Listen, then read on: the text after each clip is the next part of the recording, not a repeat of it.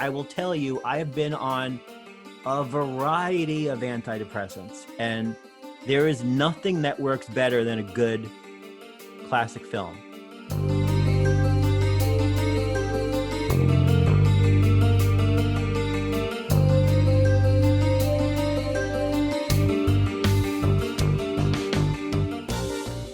That's Will McKinley, and he's going to be your guide to becoming a digital explorer in the terrain of quarantine viewing. Welcome back to another episode of listener-supported KPBS Cinema Junkie podcast. I'm Beth Accomando. We're approaching a dozen weeks in quarantine from this coronavirus pandemic. And as you might hear, I'm working from home with dogs, birds, pool filters, and ice cream trucks to deal with.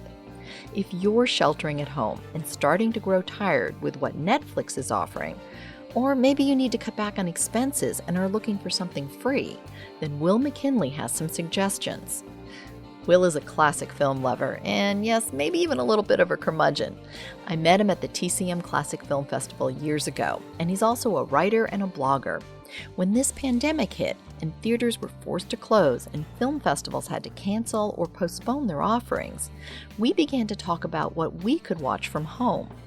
For many, the obvious choice was Netflix, and that subscription service saw its profits rise as people were stuck at home and looking for escape. But maybe you find Netflix a bit overwhelming in terms of the number of choices it offers. How often have you spent more time cycling through titles than actually sitting and watching a film? Or maybe you want more eclectic options, or something cheaper, or a curated movie experience. Well, that's what Will is here to guide you through, in the hopes of making you a more adventuresome digital explorer. So we'll go over a range of choices from linear TV such as Turner Classic Movies, to boutique streaming services with specialized and curated programming, to do-it-yourself free services, to bulking up your own physical media.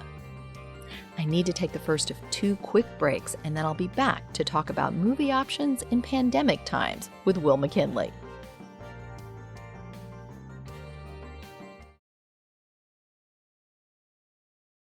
Will, we had a chance to meet at the TCM Film Festival, and We did. like some of the other people I've had on recently, we are part of this TCM community and love classic films. And this year, we didn't have the chance to get together at a physical film festival, but TCM did a home edition. And I just want to talk to you a little bit about that, because now that so many people are sheltering at home and quarantined and looking for ways to watch movies or find escape from the doldrums of quarantine life. This TCM Home Edition gave us an opportunity not only to see some great films, but to kind of experience it with the community of TCM people that we would normally have at a physical film festival. It's a strange thing because the TCM Classic Film Festival is so much about the people. You know, I was at the first one in 2010, and it was sort of like stumbling into Brigadoon, where you wondering if you're in a real place or if it's a dream. And it was just such a perfect thing. And every year it's great and fun, but it never matches that excitement of the first one. So part of the attraction for returning, and I've been to 7 of them, of the 7 of the 10, part of the attraction for returning is, the people. So this was a unique situation because, people were like, how are you going to do a virtual film festival? It's just movies. How is it any different than what the channel normally does? And this is where you need to be proactive as a viewer. And I know that for many reasons, Twitter gets a bad rap. And there are certainly aspects of it, if you don't manage your Twitter experience well, that can be soul crushing. But if you do manage it well, it can be a hugely beneficial thing. And for us in the TCM fan community, we've been at the forefront of, using Twitter as a communication medium with our like-minded friends for literally as long as Twitter has existed. I Twitter, I joined Twitter in 2009. I was live tweeting TCM movies before people even knew what live tweeting was. Those relationships, many of them have endured for a decade, and they move from the virtual to the real when we see people, in person, like when I see you and our shared friends every year. Well, and honestly, going through the TCM Home Edition, it was 4 days and it was 24 hours of film, which you could partake in as much as you wanted. But it was really like this wonderful oasis because there was no politics, there were no like trolls, there were no, like, none of the bad experience of Twitter. If I was just following all the people who were watching the movies. And, the thing about the TCM Film Festival that's great is, regular festivals, when you go, it's a crapshoot. You're going to see some great films, you're going to see some duds, but you never know for sure because they're all new. But with the TCM Classic Film Festival, every one of them is a gem and you're not going to have a bad experience. And so this was really this wonderful oasis with people who knew the films, who were, smart, funny, knowledgeable, and it was really a great experience watching with everyone. One of the things I always try and do is contextualize for people, or sort of create on ramps. In my day job, I do digital marketing and social media, and so one of my jobs is to get people to literally engage with movies and TV shows, as opposed to sort of theoretical. A lot of fandom, a lot of criticism, a lot of film scholarship can be theoretical, where you'll have someone who's incredibly informed and incredibly knowledgeable, incredibly insightful, come and talk about a movie for 10 minutes or 15 minutes or half an hour. And I imagine that there are some people in the audience who are like, who this, some classic film from the 1930s is as foreign to them as a Bollywood movie, or something in a foreign language, or so for people who don't understand, like a lot of people will say, what do you mean you watch movies with people on Twitter? They don't understand the concept of it. And I always try and explain to people that the movie isn't on Twitter, the movie's on TV, but Twitter is the communication medium that we use to interact with each other.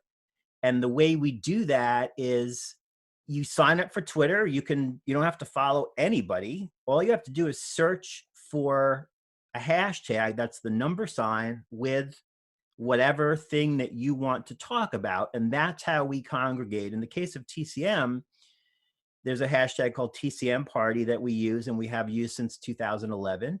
And it's where 24 hours a day people congregate.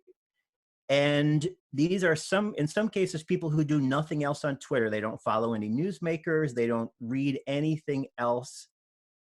That is what Twitter is for them, which I think is, frankly, a perfect way to use the medium. It's everything that's good about it and none of what's bad about it.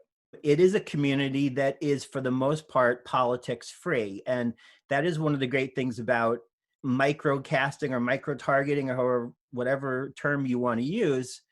When you get a small group of people with shared interests and you keep it as pure as you can, the experience can be very positive. And that is what we experienced. And in the case of this particular one, I haven't been able to attend the last few. So this was sort of like a reunion for me.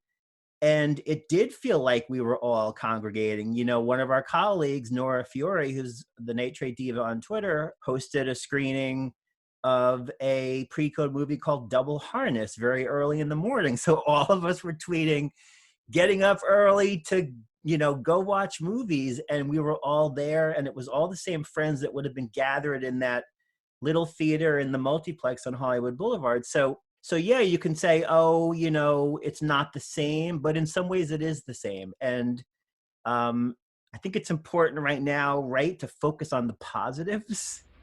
I like all the good things in life, and I like the leisure to enjoy them. Mind you, I'm not denying that there are moments when I'm rather tempted to dash out and seize the world by the throat and set about making a great man and a thorough nuisance of myself. Then I consider the lilies of the field, how they grow. And I'm tempted no longer. That was a scene from Double Harness, which played at this year's TCM Classic Film Festival Home Edition. One final break, and then I'll be back with the rest of my interview with Will McKinley about being a digital explorer. What TCM did was they were able to put their channel to use instead of having a film festival. But there's also options for people in terms of streaming, which is a little bit different. And streaming has really just exploded during this pandemic because people are searching for stuff to occupy their kids or to, get escape. So, you suggested that we talk about being a digital explorer in these times. So how are you defining that? Well, okay. So, in the same way that I suggest to people who might be platform averse to check out something like Twitter because you can tailor it to your interests, that's the same spirit. It's being an informed or proactive or educated consumer means that you're not sitting back and waiting to be served, that you are serving yourself from an increasingly rich smorgasbord, right? Let's call it smorgasbord. All you can eat buffet, how about that, of choices that exist now. So often I hear people saying, oh, it's so sad you can't watch old movies anymore. And I'm like, what planet are you living in? What timeline are you existing in? Because I discovered old movies in the late 70s, when I was 7, 8, 9 years old, and I conned my parents into letting me set my alarm clock to get up at 2:00 in the morning so I could watch the Marx Brothers on The Late Show. Who are you? I'm fine, thanks. Who are you? I'm fine, too, but you can't come in unless you give the password. Oh, what is the password? Oh, no, you gotta tell me. Hey, I tell what I do, I give you 3 guesses. It's the name of a fish. Is it Mary? Ha ha! That's no fish. She isn't. Well, she drinks like one. Let me see. Is it sturgeon? Hey, you crazy. Sturgeon, he's a doctor who cuts you open when you're sick. Now, I give you one more chance. I got it. Haddock. That's so funny. I got a headache, too. What do you take for a haddock? Well, now, sometimes I take aspirin, or sometimes I take a calomel. Say, I'd walk a mile for a calomel. You mean chocolate calomel. I like that, too, but guess it. And now you can watch every Marx Brothers on your phone in the next 8 to 10 hours. You can be done with their entire body of work. It took me like my entire childhood.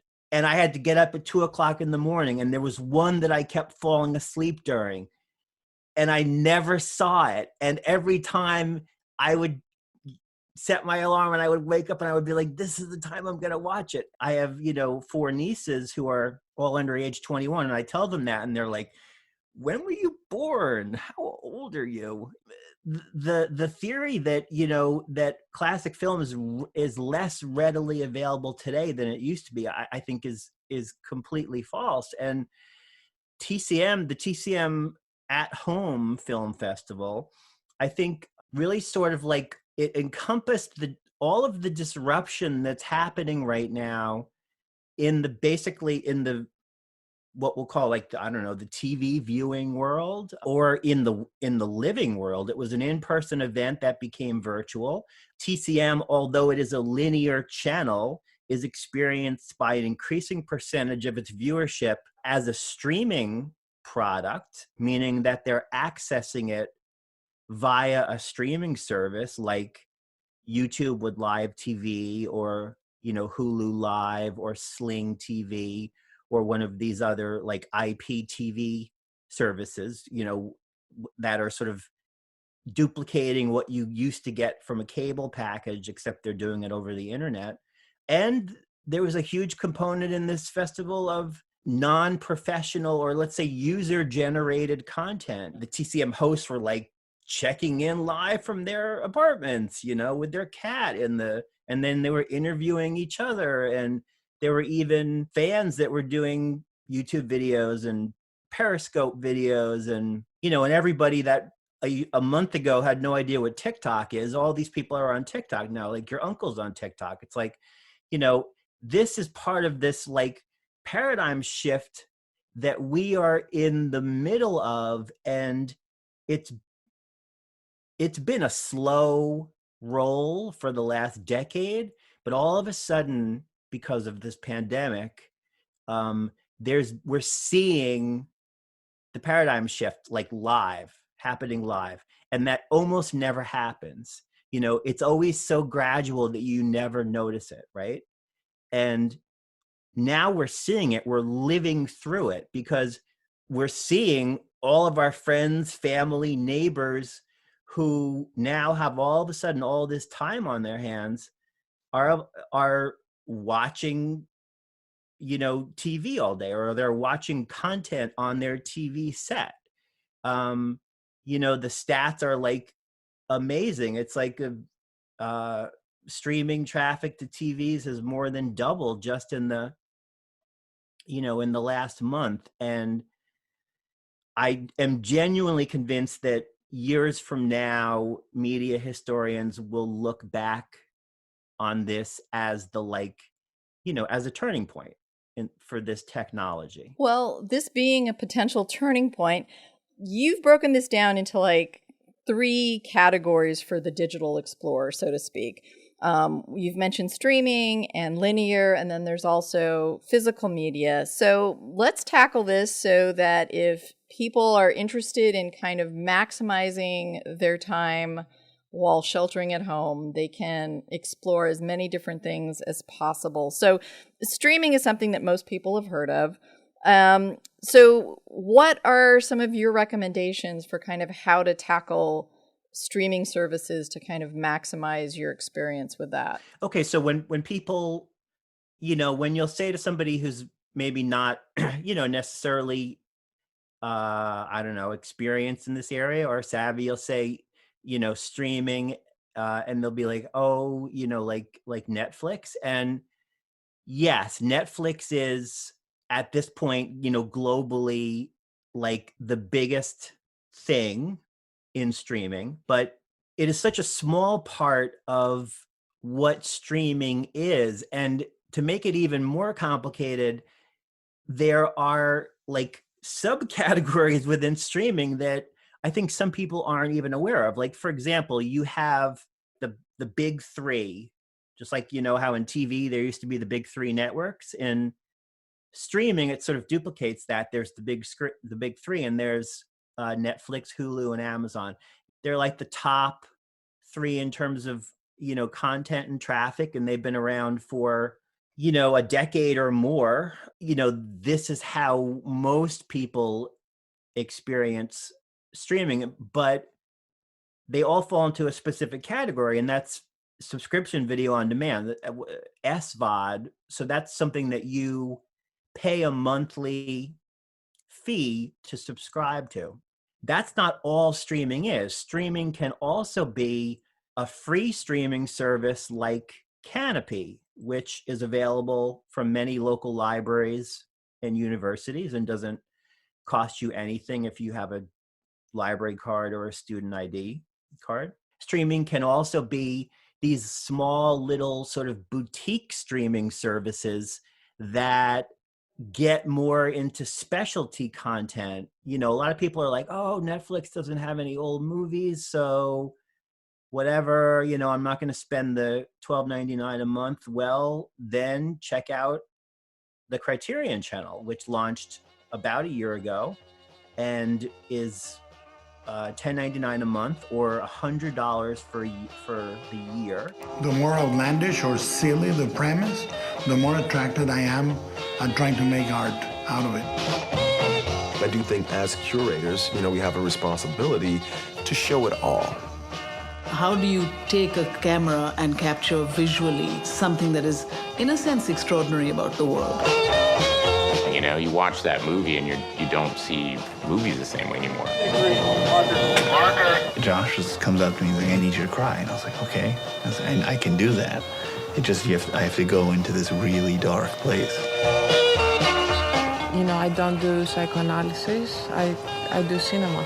You check it out right now, it's got something like 2,000 titles, and it's a lot of classic films, a lot of art house stuff. This is, a lot of the legacy content for the beloved streaming service called Filmstruck that was discontinued last year when Warner Media decided to, launch their own corporate branded streaming service, which leads to the next category, which is this burgeoning new category of these studio branded streaming services. It used to be Disney would have their new releases on Netflix, and somebody else would have it on some other, in the same way that a studio would produce content for a television network.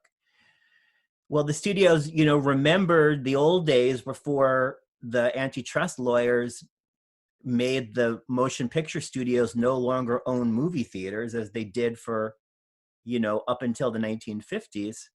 Now studios have realized, wow, if we control the distribution of our own programming, then we don't have to negotiate with anybody. We don't have to share profits with anybody. And thus something like Disney Plus is born. Okay, everybody, let's take it from the top.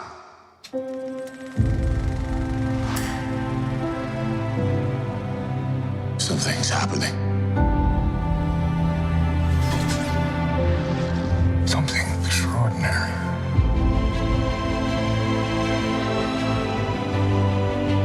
Something exciting. Something authentic and true.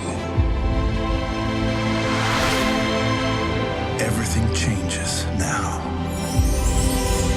And snap. Or HBO Max, which is starting in about a month, or NBC Universal's Peacock, which is available in sort of like a beta now for Comcast subscribers, but going to be available nationally middle of July. So that's a category of streaming that, talk about paradigm shifts or disruption. I mean, that threatens to sort of upend this sort of, everybody congregating behind their own studio branded, paywalls is also going to change the way we stream and how we watch, because once upon a time you could subscribe to Netflix and you could watch Friends one day, and you could watch, Casablanca the next day, and you could watch Stranger Things the next day. And now we're getting to a point where the rights holders are pulling back their stuff so they can control it and monetize it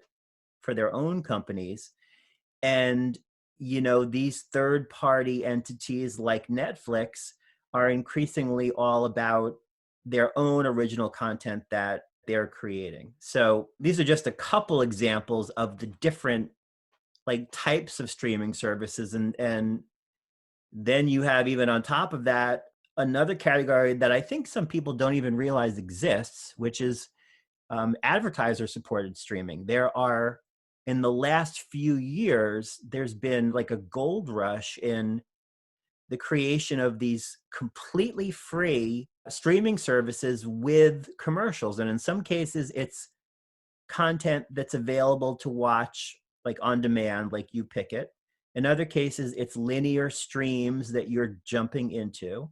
And in each case, it's free. And some people are like, oh, I don't want to watch commercials. Well, that's what we did on TV for our whole lives, right? And it's like people are like, they put commercials on streaming. How dare they? You can sample it, and you don't have to. HBO Max is going to cost $15 a month. Who do you know that's like, oh yeah, I can't wait to pay $15 a month, but I don't really know what's on it, but I'm all in with with an ad-supported streaming service. And that's something like IMDb TV, Pluto TV, Tubi TV, Zumo, Crackle, Stir, Roku channel. I could go, the list goes on and on and on. And they're all free. And there's tons of stuff. Is there filler on some of these platforms? Yes. Is there an annoyance factor with commercials when they are not deftly managed? Yes. But again, if you explore and you find the ones that work, you are the lucky winner. In my case, I explored, I found that IMDb TV, which is owned by Amazon, is the best of these. So, for example, I was watching the other day the Rockford Files and Columbo and the 1960s vampire soap opera Dark Shadows. And these are all available on IMDb TV with commercials, but the commercials are seamlessly integrated. A lot of the knocks on ad-supported streaming services are, the commercials look like they were inserted by like a toddler with a mallet. They repeat the same annoying commercial. Like if you listen to Spotify, the ad-supported version of Spotify, you'll hear the same commercial every break, and it's like, oh, enough already.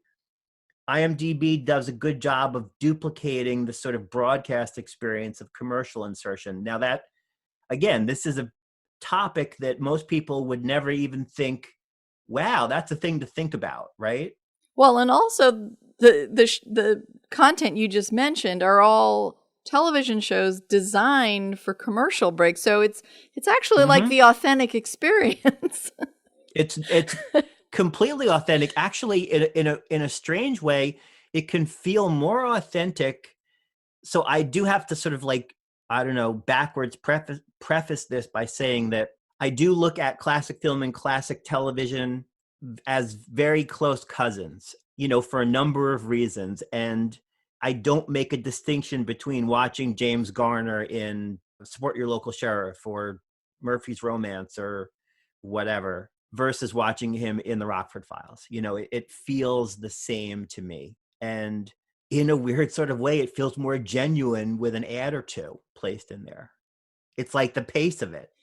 Yeah, and I mean, I think it's more of an annoyance when it's a theatrical film where those ads are just awkwardly inserted without thought for, where the break is. But I think for watching old TV shows, it doesn't seem like it should be annoying at all. Yes, I mean, that is an important caveat that when you are sampling, if you want to do a search for these, search for AVOD or ad-supported, streaming, ad-supported video on demand, the ones that are more TV centric, maybe a more positive experience for you.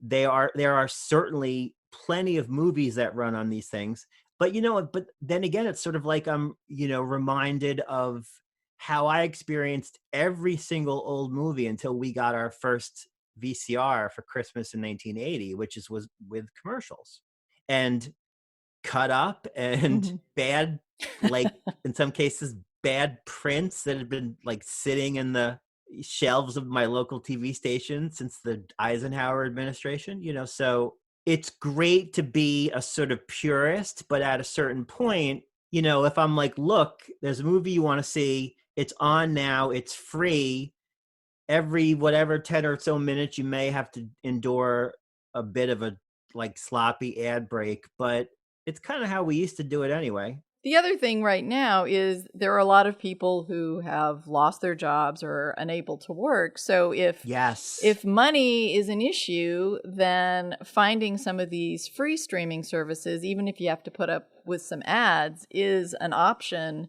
that you can take advantage of. Totally. I mean, it's so interesting because it is just a strange quirk of history that these three major studio branded streaming services are all launching during this period where everybody's home. And you would think, well, this is like a gift to them, right? Because they have this huge audience that is sitting there at home waiting to sample their content. But they also have this huge audience in a lot of cases that is making less money or no money, who doesn't have $15 a month for HBO Max and another $7 a month for Disney Plus. as well as the, like, most people that I know have at least one of the sort of big three, Netflix, Amazon, or Hulu. So adding to your bill, and all of a sudden it's like that weight that was lifted from your shoulders when you cut the cable cord and you were like, I am no longer beholden to, the gatekeepers. I'm a free agent to do what I like. And they've just recreated it in a different form. You can kind of beat them at their own game by watching the ad-supported services. And I say beat them knowledgeable of the fact that the major studio players have now bought these ad-supported streaming services. So Viacom CBS now owns Pluto TV, and Comcast NBC Universal owns Zumo, and Sony is a part owner in Crackle. And it's like they're going to get you whichever way. You want to pay up front? Okay, they'll take it. You want to pay with commercials? Okay, they'll take it. So you can't win. So you just do what you can afford best, what you find best use of your time, money, expense. And if you want to be super pure about streaming, then the sort of like final big category of streaming is what they call like transactional video on demand, where you are basically either renting or buying the film. And this is from like providers like iTunes or Amazon or Google Play, Fandango. Also Fandango and Vudu now both owned by Comcast. So in that case, you're either renting the movie for 24 or 48 hours for $2 or $3 or $4. Or in the case of a number of movies that have foregone the theatrical window, you're paying $20 to watch them, and not to own them, but to rent them. And a lot of people are like, how dare they try and charge me $20 for Trolls World Tour? And I'm like, have you been to the movies in New York City recently? You go on a Thursday morning at 11:30 and you're paying like $19.25, and people are like, that's insane, but that's the reality of it. And the fact of the matter is that you go to see, and I do this a lot because, as I mentioned, I have 4 nieces. You go to see a kid's movie with a couple adults and a couple kids, and all of a sudden you have to explain to them why they can't go to college anymore because you've spent it all on the movies. Whereas if you're now sitting in your house, you can rent Trolls World Tour or Scoob or whatever you want for $20, and the whole family can watch it. No babysitter, no gasoline, no $10 bag of popcorn, no whatever, $20. And people are like, it's ruining the theatrical experience. I'm as pure a purist as you're going to find, but it's like, you got to get to where the eyeballs are. It's funny when people mention the whole purist experience, the thing I always think of is Brazil, when they're watching the Marx Brothers on these horrible little tiny screens, whenever they can catch like a second or two break from being under the watchful eye of their boss. And there's something about that no matter how pure an experience you can get in the theater and all that, there's moments when you just need like a movie, no matter what format it is, if it's on your phone or if it's, on a computer monitor, but like sometimes you just need something and you'll take any form.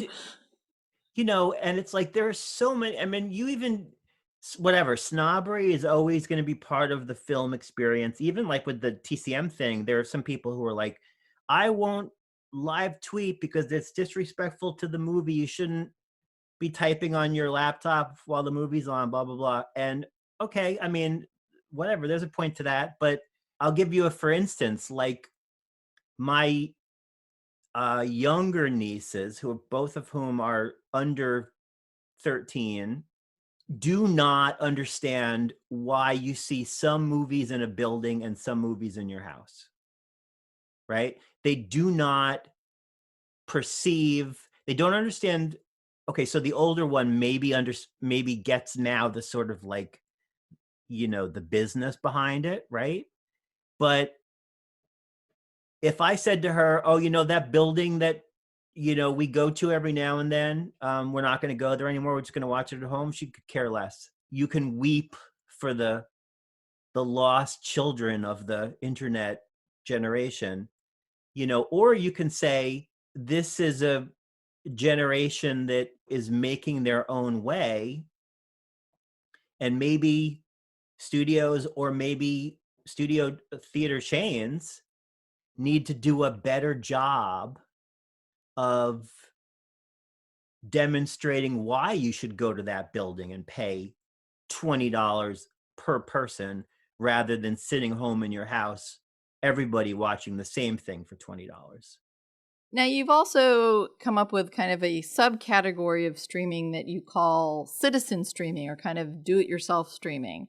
And what defines that? So this is a great, I mean, it's not a byproduct of the pandemic. It's something that has been happening for, as long as social media has existed. But something fun is happening since we're all locked at home. And that is certain people are hosting live transmissions of film and creating, much the same way that TCM sort of created this virtual film festival via their linear channel. These people are creating little shared experiences via streaming platforms or social media. Like, for example, there's a silent film accompanist in New York City named Ben Modell, who hosts silent film shorts every Sunday afternoon. He's been doing this now for a month and a half. Hey everybody, it's not quite showtime yet, but you are at the Silent Comedy Watch Party, and we're glad you're here. We'll start in a few minutes. You still have a little time before you have some time to make popcorn. If you're in New York, it's a drippy day, perfect day for silent movies. If you're in California, make a sandwich. Yeah. And if you're in Europe, have a cocktail. Yeah, or make some tea. But we'll start in a few minutes. But in the meantime, here's something that's about to come out of my hands. It's about as lo-fi as you can get, like live from his apartment on the Upper West Side of Manhattan. He's got a piano. He's like, the great thing about the piano is like you never have to update the operating system, right? And he has his friend, a guy named Steve Massa, who's a film historian, call in via FaceTime, and they like put the phone up to the, I mean, it's so lo-fi, right? But it's like perfect in its lo-fi-ness. And then, because it really then becomes all about the movies.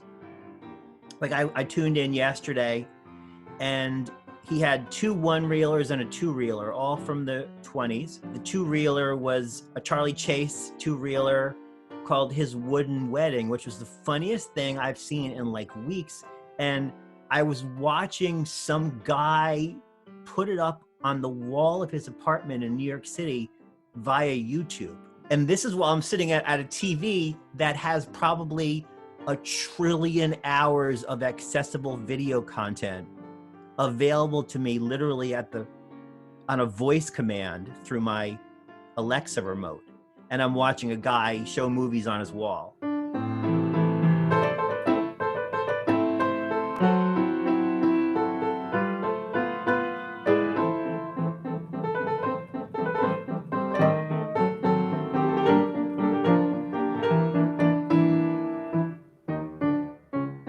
And there's a couple of these. There's a great podcast, since I know folks listening to your show are podcast fans. If you're an old movie fan, great podcast called Attaboy Clarence, which is run by Adam Roach. And he does a weekly film club for his patrons, and you only have to pay a couple dollars a month. And he sets up like a dedicated room on this platform called Watch Together. He provides the movie. And there's like a little chat window where, your fellow fans, it's basically like the sort of watching TCM with Twitter, except it's, it's a non-broadcast experience. There's another group called Retro Format Silent Films that does something similar to what Ben is doing so they do it on Facebook on Monday nights. And then, of course, you have the citizen broadcasters. Again, I mentioned Nora Fiore, who has been a guest on your show previously, who every now and then will just pop up on Periscope talking about great old film noir. So social videos are not just like jokey, like things of your cat or people dancing in front of the mirror. There's also like sort of meaty content that but you have to explore, you have to take the time to find it, but it is out there. And the very interesting thing about the period of time that we are in right now, I think, is that in disruption in chaos there's opportunity. I think there's great opportunity right now for sampling and for people to maybe take a flyer on things that they might not have, done when they were busy or in their normal routine. Now, in contrast to streaming video, or streaming shows, which is kind of you get to choose when, there's linear TV. So what options do you have with that might make that something you'd want to explore? Well, so linear TV can actually nowadays take a lot of forms. We mentioned when we were talking about the TCM Film Festival that a lot of people are watching TCM via these streaming providers. For a little while, I did not have, for reasons too complicated and tragic to explain, I did not have TCM for a while, and I survived. The solution to my lack of TCM was something called AT&T Watch TV. And this is what they call a skinny bundle. And for $15 a month, you get a small collection of channels, one of which is TCM. And here's where it gets even better. If you have certain AT&T phone plans, you get it for free. And there's an app that you can watch on your Amazon Fire TV or your Roku player or whatever, streaming device you use. So I essentially got TCM back again for free. So whenever people complain to me, I wish TCM would just make themselves available streaming. We've been asking for this for years and years and years. And of course, it remains to be seen the level of presence TCM will have on the new HBO Max, which is TCM is owned by Warner Media, which in turn is owned by AT&T. TCM will have a presence. They have already announced that TCM will curate, classic films on this new service. But again, it's $15 a month. In this particular case, you can get TCM if you're an AT&T phone customer. You can get it for free. And the great thing about all of these internet delivered solutions for watching TCM and other linear channels is, in addition to getting the linear channel, you also get all of the on-demand options. So TCM cable subscribers and satellite subscribers get access to something called Watch TCM, which is their smartphone app. But, in order to sign on to that and watch all the movies that exist on it, and at any given time, it's, I don't know, something like 50, 60, 70 movies. You need to be an active cable or satellite subscriber. However, if you subscribe to one of these, internet protocol TV services like Sling TV or YouTube TV or Hulu or, AT&T Watch TV, etc., you also have all of the on-demand options that cable subscribers get on the app. So it's sort of it's a better experience, in fact, than the traditional method of getting TCM, which is cable TV. And that's the thing that people are like, oh, I'm tired of paying for cable. I'm just going to cut the cord and tough it out. Well, there are ways, again, if you explore and you are inventive, will you pay $15 a month to watch TCM? I would pay that to TCM directly if they offered their own branded channel. And, in my case, I'm getting it for free. But if you can get TCM for $15 via something like the skinny bundle, sounds like a great deal. And then there's another category entirely that, again, I don't know that people are necessarily aware of, and that's something called the DigiNet. So about 10 years ago or so, when television switched from analog to digital, all of a sudden there was all of this bandwidth so the normal TV channel signal, right, was a certain size. And when the broadcasting switched from analog to digital, there was now all this space within it where other things could be sent. So all of a sudden you now have like channel 2.2 or channel 2.3 or channel 2.4, and all of these channels like Me TV and Cozy TV and Comet and Get TV basically didn't exist 10 years ago because there was no market for them. Now, if you're Mr. TV station owner, it used to be that, you know, you only had one channel on your frequency. You now can have 2 or 5 or more. So there are these packaged networks that local stations can essentially buy, and they tend to, you know, the deals tend to happen in station groups because everything happens in like groups nowadays. But one of the best of these, again, for your film lover audience, is something called Movies TV Network, which is a partnership which is co-owned by Weigel Broadcasting, which is the same company that owns Me TV, which is the classic television channel. Movies TV Network is airing great old classic films, a lot of the same stuff or, you know, same errors that you see on TCM, except it's free over the air. And these channels are available literally for free with, you know, an antenna that you put on your TV, or just like, you know, back in the good old fashioned days. They're also available in some markets on the local cable systems will carry them in some cases. In some cases, they also stream. Comet, for example, which runs a number of like horror and science fiction movies.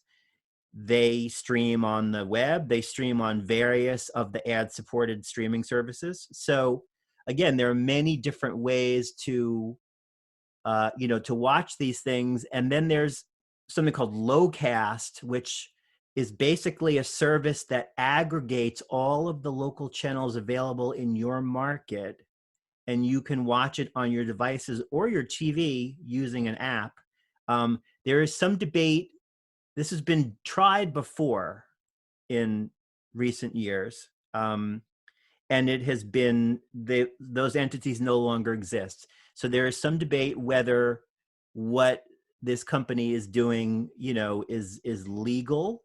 But until that time, until the lawyers have hashed it out, you can now get, you don't even have to subscribe to Lowcast. It's free. You can basically get every broadcast over-the-air channel that's available in your market, including all of these great nostalgia-themed digital sub-channels like Movies TV Network, and you can watch them on your TV. So again, this is not the kind of thing that like a lot of people know about, but if you do a little digging, you find these great like little gems, you know? Mm-hmm. All that we've been talking about so far are, or the streaming services and linear TV. The thing about all this is you are at the mercy of whatever content they have available. And if they are running something you love and then suddenly pull it, you may no longer have access to it. Or, God forbid, if the internet goes out during this pandemic at any point, you may want to turn to that old-fashioned thing of physical media. Nice. When I was a boy, we used to watch our movies on plastic little boxes with tape inside of them. That would jam up. Yeah. I mean, it's like, it's so funny because, you know, everything old is new again, right? It's like all of a sudden people wondered why the show that they like is no longer on the streaming service that they were subscribing to primarily so they could watch that show they like, right? Or they're wondering why now that everybody's home and watching TV all day long, like why all my movies look blurry on my new 4K, you know, fancy schmancy TV, or wait, how come this movie I'm watching that I remember like it's a member of my family, like why is it different? Why does all of a sudden like the mermaid in Splash have hair over her tushy when she didn't when I saw it in the movies, right? So these are all examples of the drawbacks of allowing some other entity, to control your viewing experience. Or like Greedo's new line in Star Wars, McClunky. So yes, and so exactly, it's like George Lucas, whatever, fiddling with Star Wars, a million times. And I have to say that I was really impressed with Disney Plus and the extent to which classic content is front and center on Disney Plus. Whatever you want to say about Disney, and there is plenty you can say about Disney, there's this thing that everyone does, like movies, they're not that old. What, like 30 years?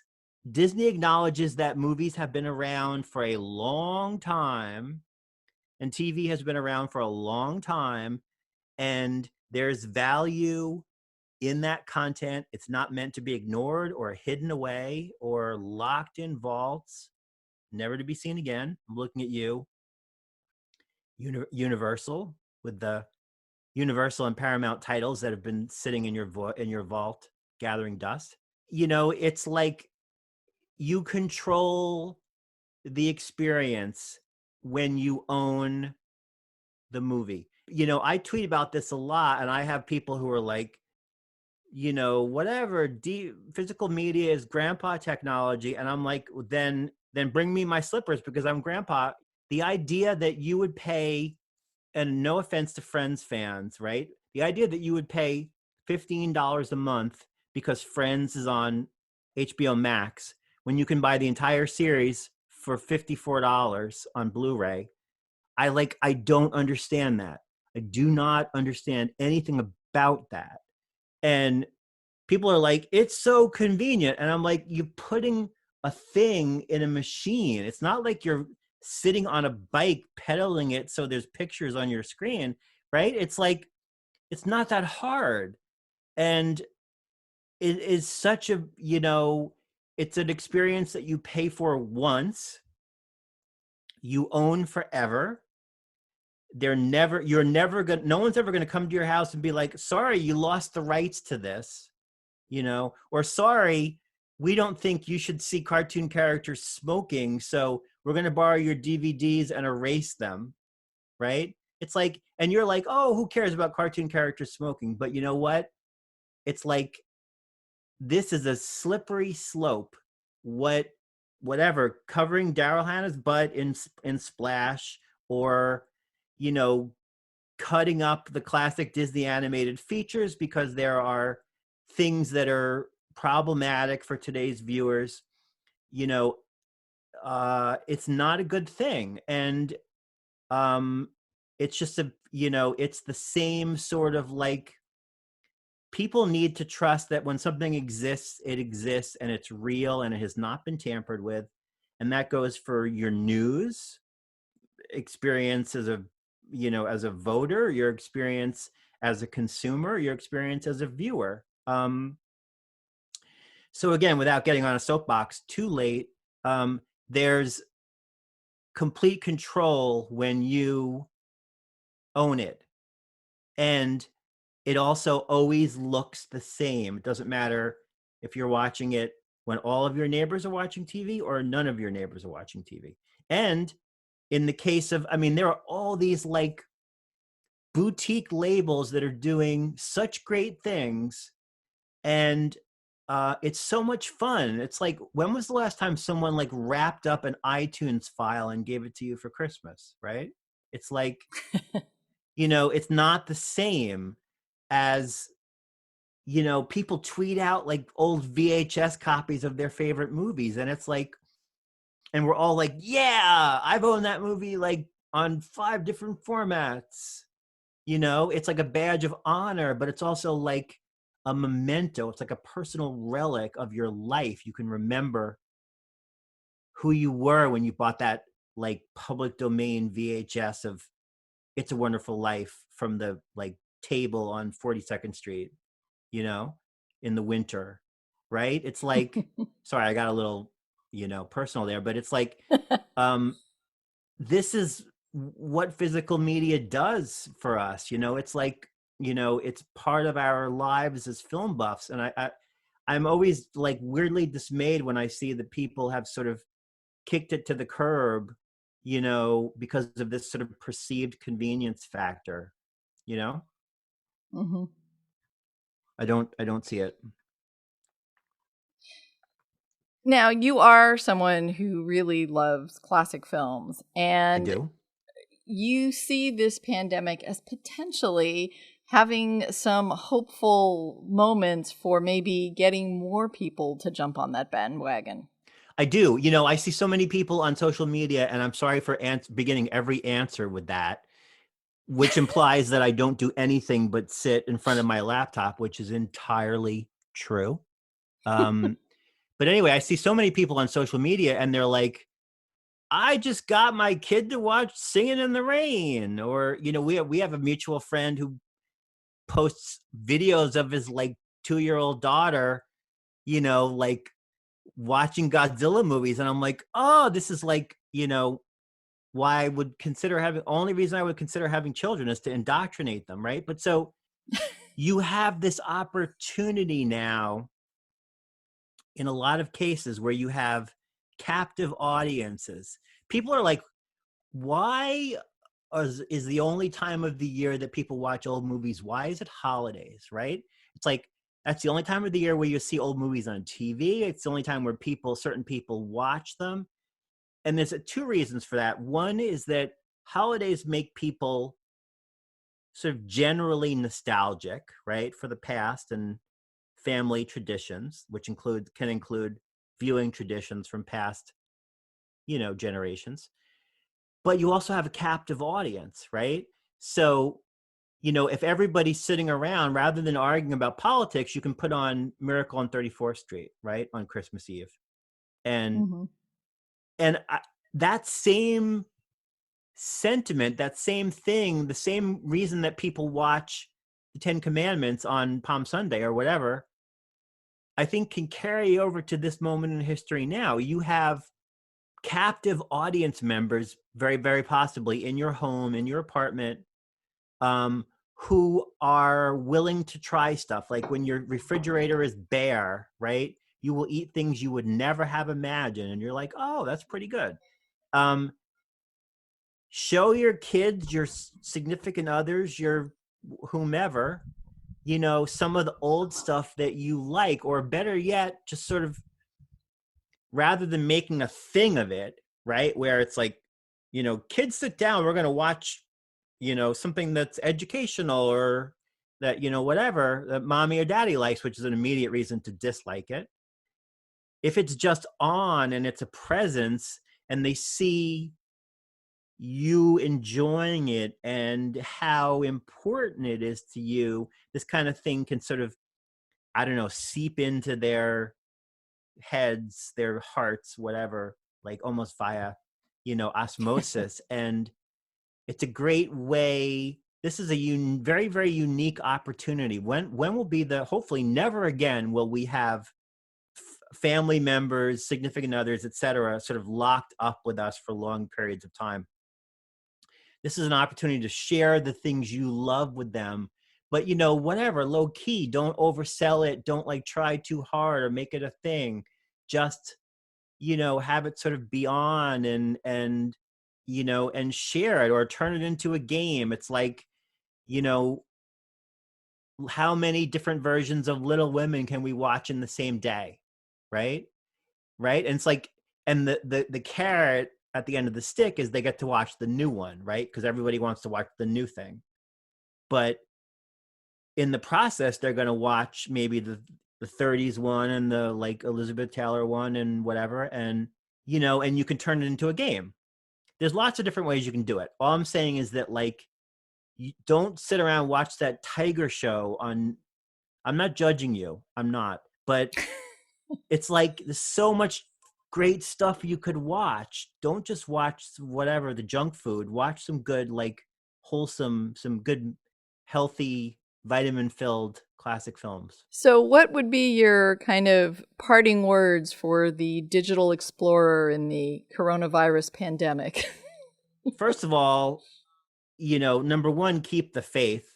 I mean, this is like, I don't want to get like super, deep or whatever, but keep the faith, like reach out to your friends, use things like, if you're feeling disconnected, use things like something like Twitter to connect with your fellow film fans. I will tell you, I have been on a variety of antidepressants, and there is nothing that works better than a good classic film.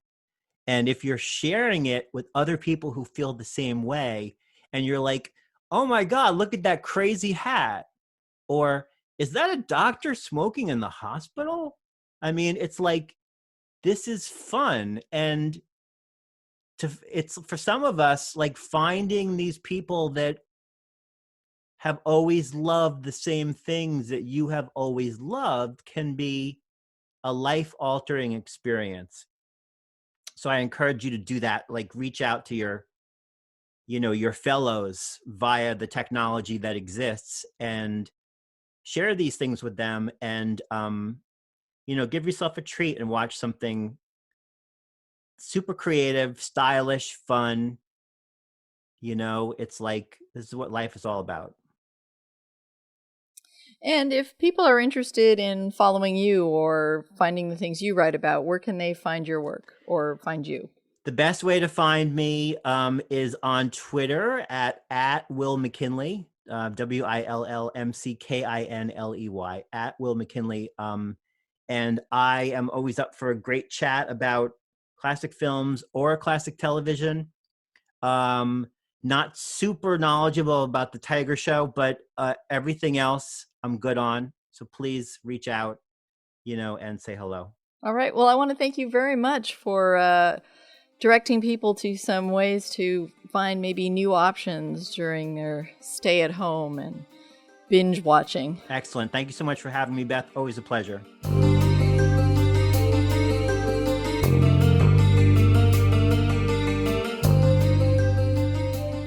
That was writer, blogger, and classic film enthusiast Will McKinley.